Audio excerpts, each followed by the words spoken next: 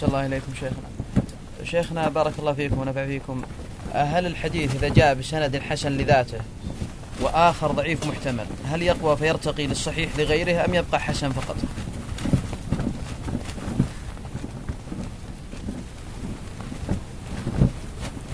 والله هذا طبعا هذا هو المشهور عند أهل العلم، أن الحديث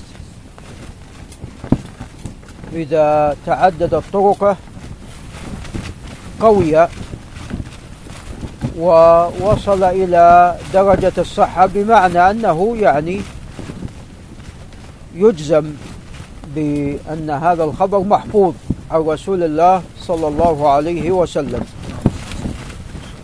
وهذا معلوم لدى الناس، عندما يأتي إليك شخص ما ويخبرك عن حادثة، إذا كان عندك هذا الشخص مقبول الرواية فإنك تصدق، ثم إذا جاء ثاني فإنك تصدق أكثر، ثم إذا ثالث تجزم.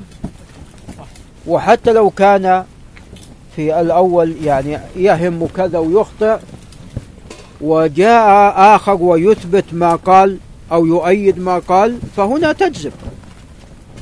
نعم. أحسن الله إليكم شيخنا بارك الله فيكم. حديث كان النبي صلى الله عليه وسلم يعقد التسبيح بيده تفرد به والد عطاء، السؤال هل الصحيح اليد الواحدة أم كلتاها، وما صحة زيادة يمينه؟